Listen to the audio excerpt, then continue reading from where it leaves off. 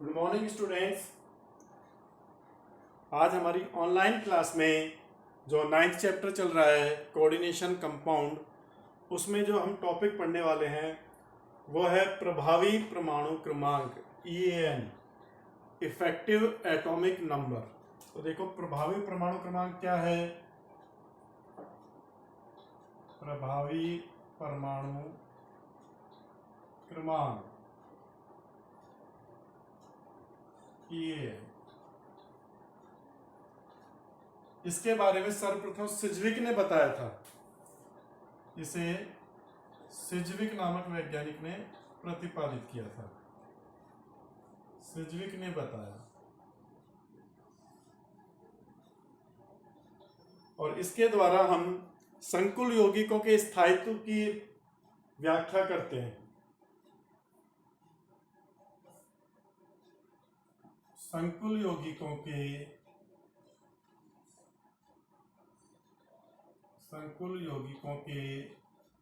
स्थायित्व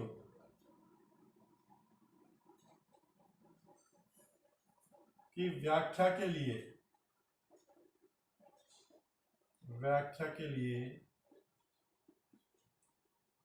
EAN प्रस्तावित किया गया।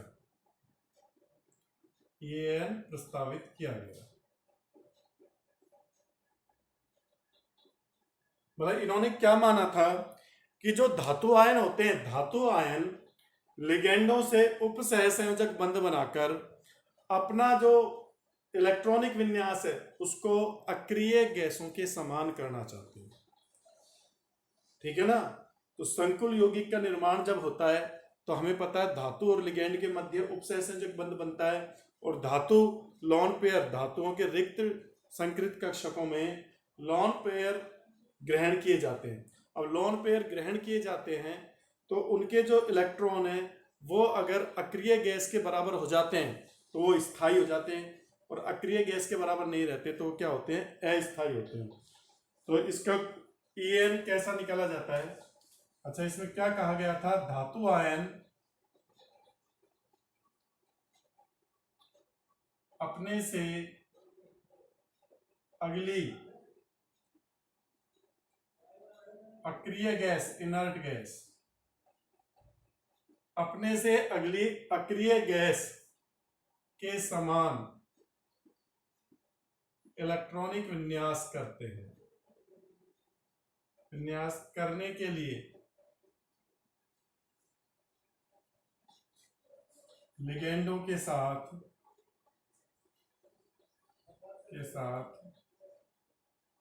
उप सहसंयोजक बंध बनाते हैं। उप सहसंयोजक बंध बनाते हैं। अब देखिए EAN ज्ञात कैसे किया जाता है किसी यौगिक में। EAN बराबर होता है धातु का परमाणु क्रमांक,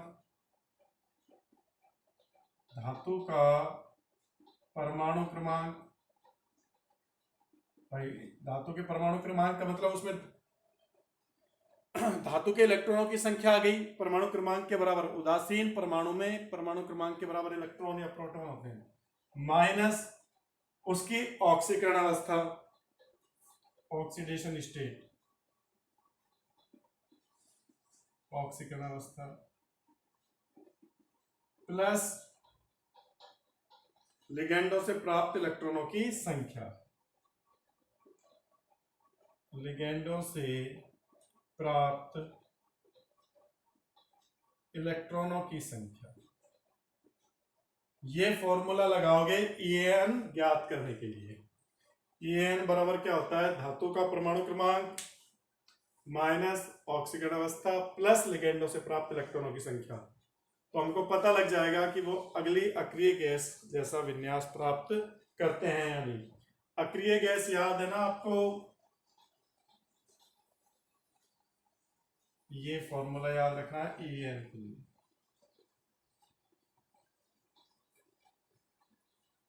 हाँ भाई, अक्रिय गैस कौन कौन सी हैं, helium, neon, organ, krypton, xenon और रेडॉन।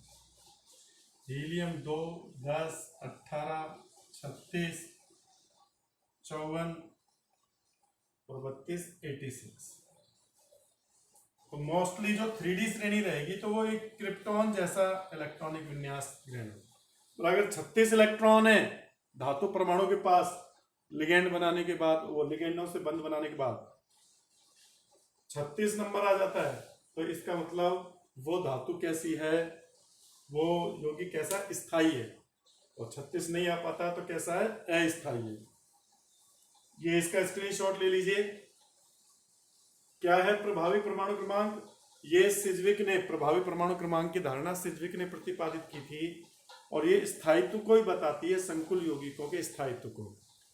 अगर जो धातु आयन है वो अपने से अगली अक्रिय गैस के समान इलेक्ट्रॉनिक विन्यास करने के लिए क्या करते हैं, उपसह संयोजक बंध बनाते हैं। अगर वो अक्रिय गैस का जैसा विन्यास प्राप्त कर लेते हैं, उनके पास 36 इलेक्ट्रॉन हो जाते हैं 3D श्रेणी की धातुओं के पास, तो वो यौगिक स्थायी होते हैं। और नहीं हो पाते तो वो कम स्थायी होते हैं। तो इससे स्थायित्व को बताया गया है।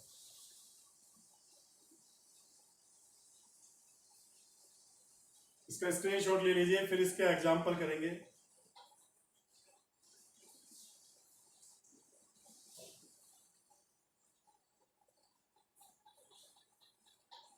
हाँ जी, अब देखिए आगे।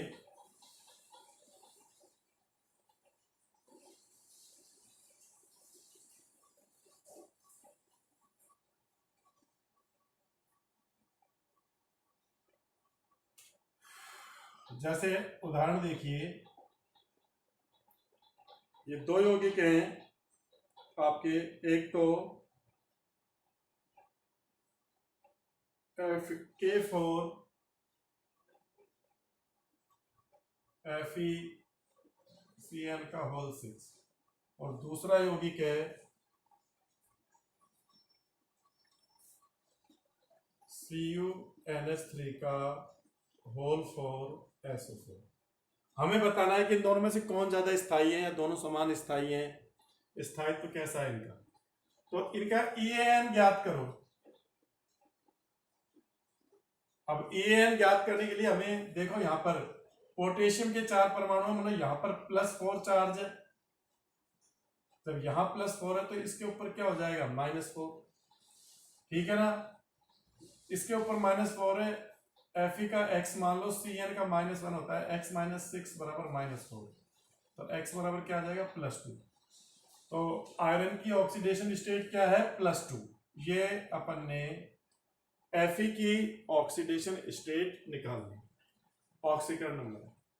अब देखो Fe का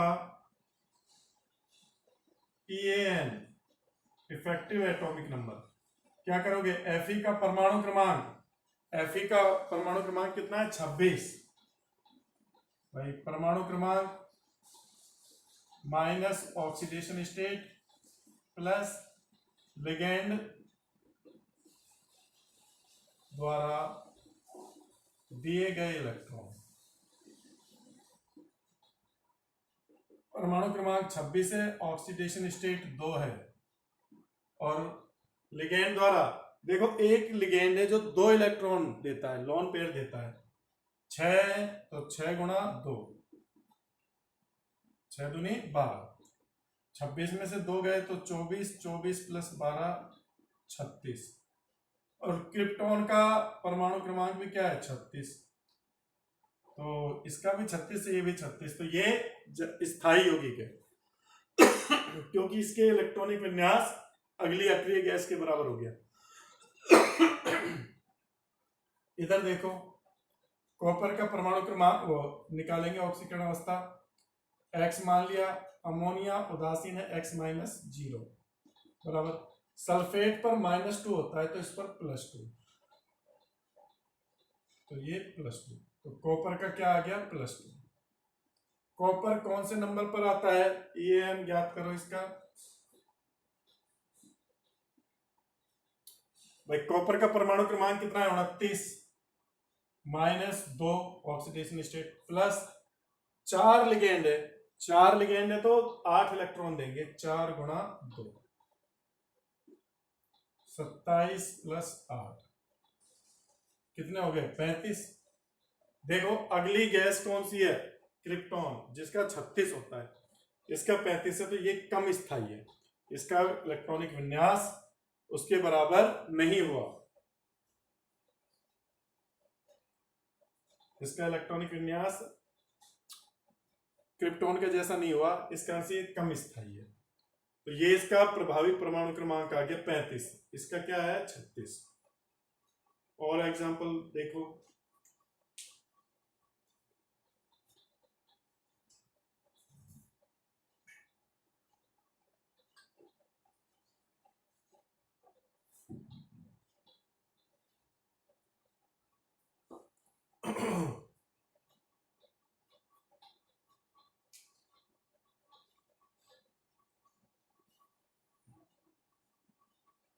जैसे NiCN का होल 4,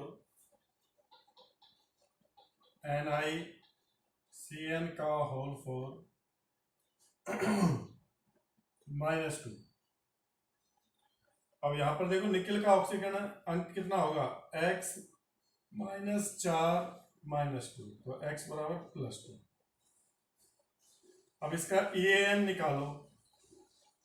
निकिल मन फेंक को नी कौन से नंबर पे आ गया? 28 -2 प्लस 4 दूनी 8, 26 प्लस 8 34। तो ये 34 है, इसका भी अगली अगली गैस के बराबर नहीं हुआ, 36 के बराबर, तो ये भी कम स्थायी है। और देखो एग्जांपल,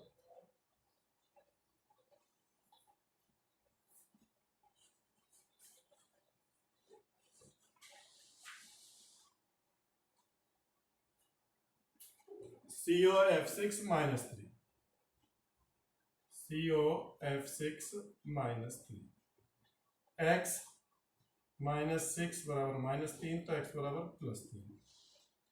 कोबाल्ट की ऑक्सीडेशन स्टेट कितनी है? +3। अब इसका EAN ज्ञात करो। EAN निकालने के लिए कोबाल्ट मन फेंको 27वें नंबर पे, कोबाल्ट का परमाणु क्रमांक क्या है? 27 -3 प्लस 6 दूनी 12, 27 में से 3 गए 24 प्लस 12 36, मतलब ये स्थायी होगी क्या? 36 हो गया ना, अगली अक्रिय गैस जैसा विन्यास आ गया, स्थायी। तो इस प्रकार से EAN ज्ञात किए जाते हैं, ये EAN निकालना आना चाहिए आपको। छोटा सा टॉपिक है ये, इसके बाद अगला टॉपिक लेते हैं अपन।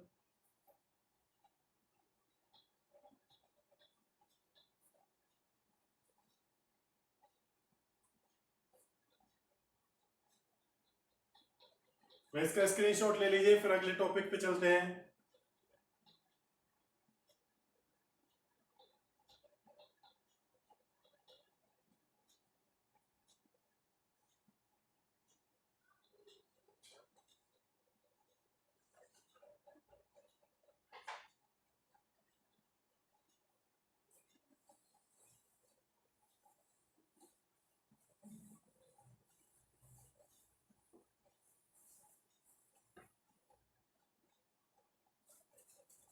अगला टॉपिक आपका कार्ब धात्विक यौगिक या धातु कार्बोनिल यौगिक।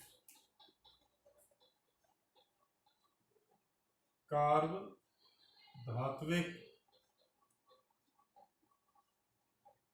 कार्ब धात्विक यौगिक, या इनको धातु कार्बोनिल यौगिक भी बोलते हैं, धातु कार्बोनिल यौगिक।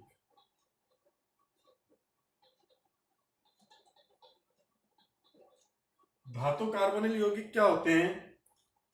वे संकुल यौगिक जिनमें केंद्रीय धातु परमाणु के साथ कार्बोनिल लिगेंड उपस्थित हो।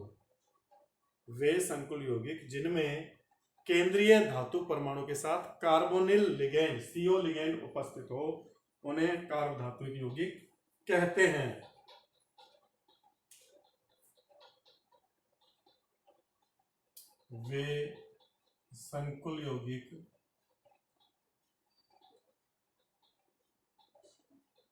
वे संकुल यौगिक जिनमें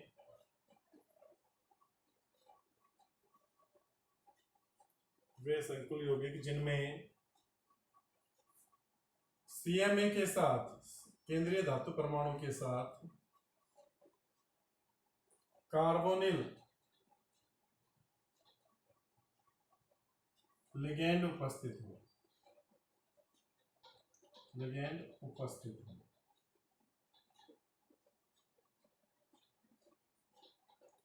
धातु कार्बोनिल यौगिक कहलाते हैं। धातु कार्बोनिल यौगिक कहलाते हैं।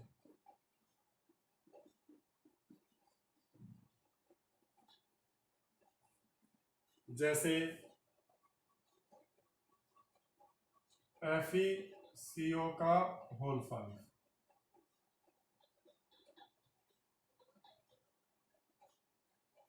तो इसमें आयरन के साथ कार्बोनिल लिगेंड उपस्थित है, इसलिए धातु कार्बोनिल यौगिक है, या कार्ब धात्विक यौगिक। कार्बन मोनोऑक्साइड भी बोल देते हैं इसको, कार्बोनिल बोलते हैं। अब देखिए ये जो दो प्रकार के होते हैं, ये दो प्रकार के होते हैं। कार्ब धात्विक यौगिक क्या होते हैं? दो प्रकार के होते हैं। पहला एक केंद्र की, दूसरा बहुकेंद्र की।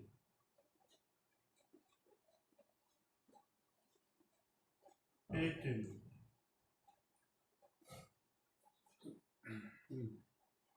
एक केंद्र की यौगिक क्या होते हैं? जिनमें केवल एक ही धातु परमाणु उपस्थित हो। इनमें केवल एक ही धातु परमाणु उपस्थित होता है।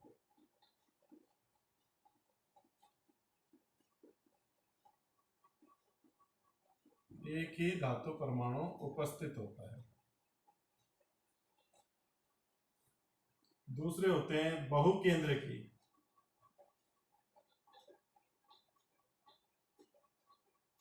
बहुकेंद्र की क्या है? जिनमें एक से अधिक धातु परमाणु उपस्थित हो। जिनमें एक से अधिक धातु परमाणु उपस्थित हो। इनमें एक से अधिक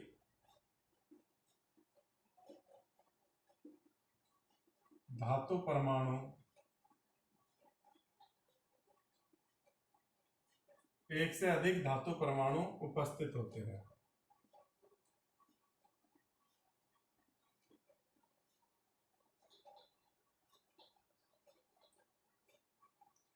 ये दो प्रकार के होते हैं। ये दो प्रकार के होते हैं।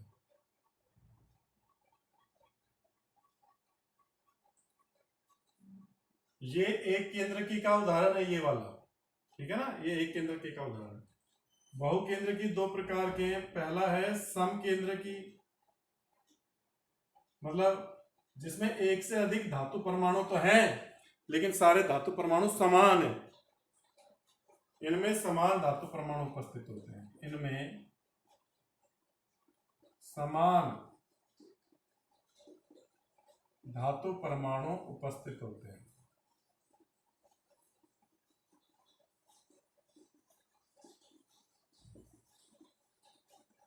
उदाहरण के लिए Mn3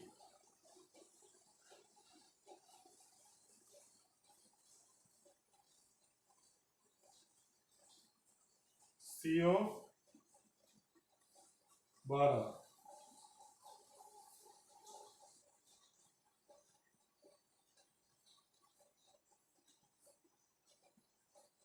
दूसरा है विषम केंद्र की।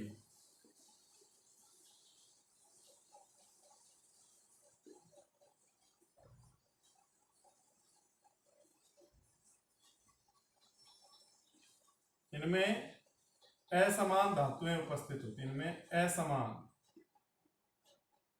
धातु परमाणु उपस्थित होते हैं।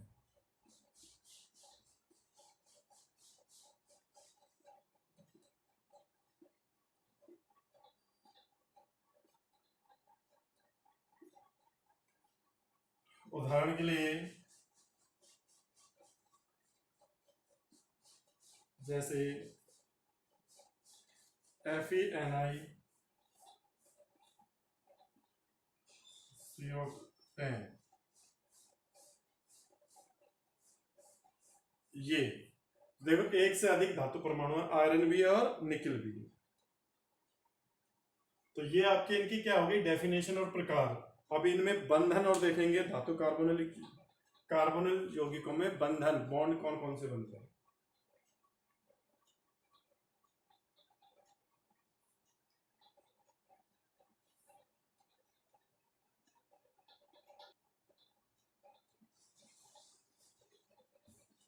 हाँ भाई, इसका स्क्रीनशॉट ले लिया। आप देखिए धातु कार्बोनिल यौगिकों में बंधन कौन कौन से बंधन हैं।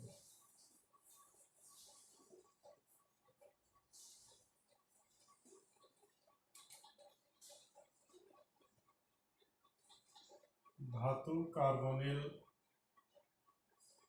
यौगिकों में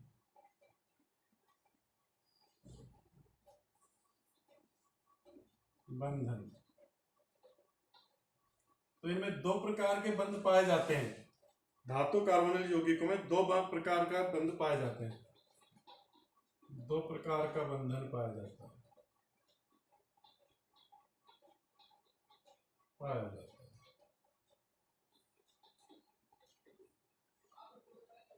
दो प्रकार का कैसे, एक तो जो बंधन सिग्मा बंध, जो उपसय संयोजक बंध बनता है वो तो होता है सिग्मा बंध, सिग्मा बंधन। और दूसरा होता है पाई बंधन, पाई बंधन, जिसको बैक बॉन्डिंग भी बोलते हैं, पश्च बंधन, पाई बंधन या पश्च बंधन। तो इन दोनों को देखना है हमें, ये पश्च बंधन पर कई बार क्वेश्चन आ जाता है। सिग्मा बंध तो इजी है, अभी तक जो आप पढ़ रहे थे वो सिग्मा बंध ही पढ़ रहे थे डीबीटी में।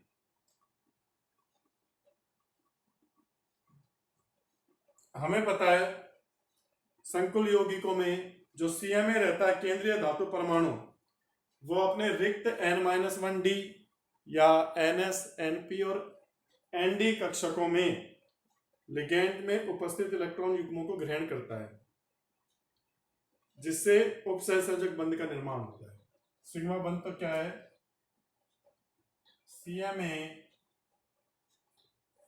अपने रिक्त N-1D, NS, NP और ND कक्षकों में लिगेंडों से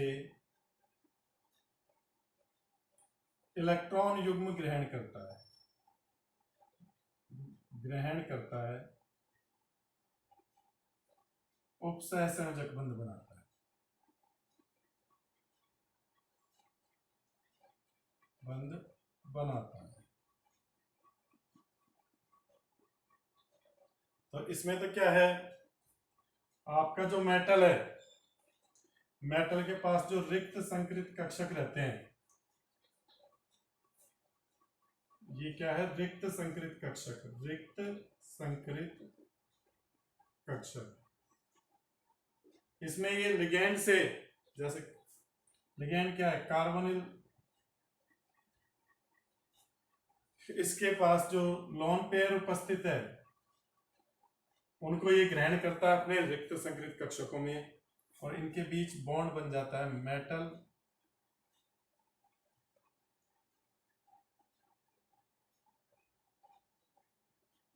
शेयरिंग हो जाती है।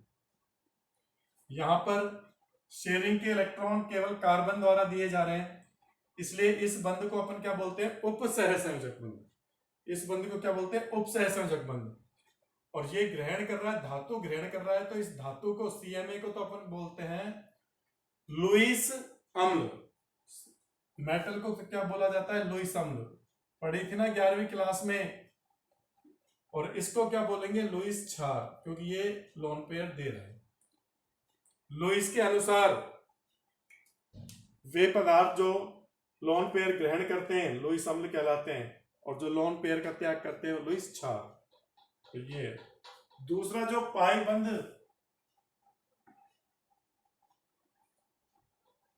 पाई या पश्च बंधन,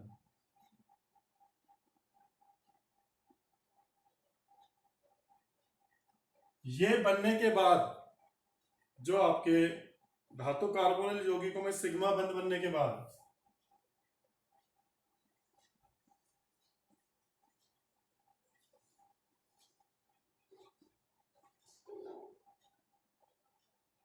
सिग्मा बंध बनने के बाद ये प्रक्रिया हो जाती है। उसके बाद सीएमए के जो असंकृत भरे हुए डी कक्षक होते हैं, सीएमए के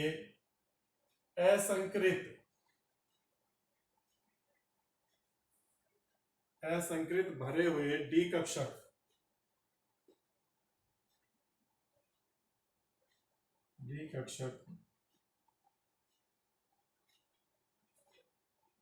अपने इलेक्ट्रॉन युग्म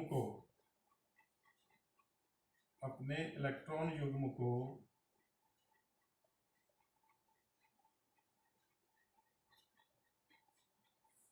रिक्त पाई कक्षक लिगैंड के रिक्त पाई कक्षक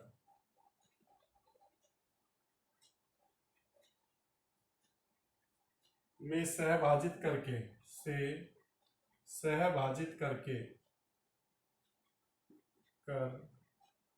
पाई बंध बनाते हैं।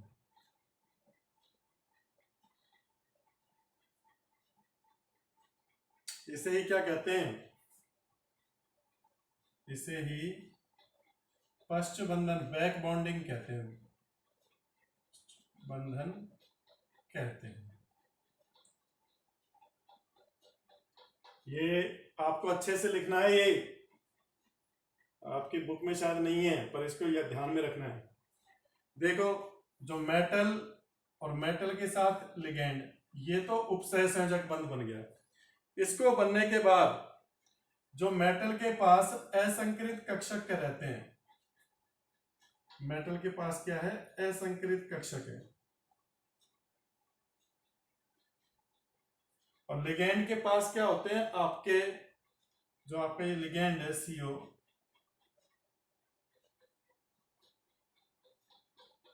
ये इस लिगैंड के पास पाई कक्षक है,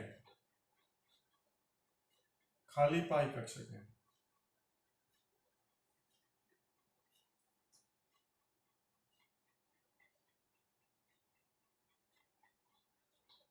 ये इनके साथ क्या हो जाता है? सहभाजित, इनके मध्य बंध बन जाता है ये।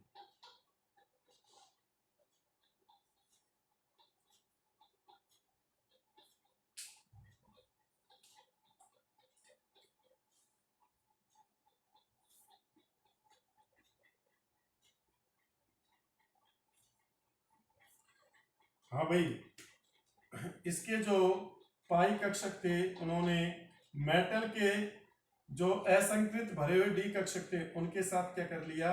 बंध बना लिया। तो ये बैक बॉन्डिंग हो गई। क्या हो गई? ये बैक बॉन्डिंग।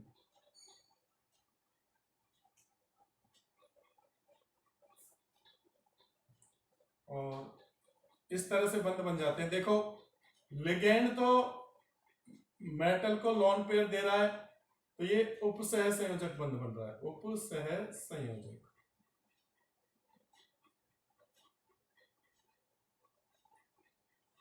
लेकिन मेटल भी तो लोन पेयर दे रहा है, तो इसको अपन बोलते हैं पाई बॉन्ड, पाई बंध। ये पाई बंध या पश्च बंध, इस तरह से बंध बन जाते हैं। ये बाद में बनते हैं, ये प्रक्रिया होने के बाद। अब इसमें जो केंद्रीय धातु परमाणु है CMA, ये इलेक्ट्रॉन युग्म दे रहा है खुद के लोन पेयर, ये इलेक्ट्रॉन युग्म दे रहा है, इसलिए इसको अपन बोलते हैं पाई क्षार धातु। मेटल को अब क्या बोलते हैं? पाई क्षार धातु, मतलब पाई बॉन्ड में ये क्षार की तरह व्यवहार कर रहा है। और लिगैंड को बोलते हैं पाई अम्ल, लिगैंड। आई चीज समझ में? जब उपसह संयोजक बंध बन रहा है तब तो ये लुईस अम्ल, ये लुईस क्षार है। लेकिन जब पाई बॉन्ड बनता है या बैक बॉन्डिंग होती है तो जो आपका धातु परमाणु है वो तो क्षार बन जाता है और ये क्या बन जाता है, अम्ल बन जाता है। ठीक है भाई, ये आपके बैक बॉन्डिंग हो गई। इसको साफ साफ उतारना है आपको अपनी कॉपी में या इसका स्क्रीनशॉट ले लीजिए।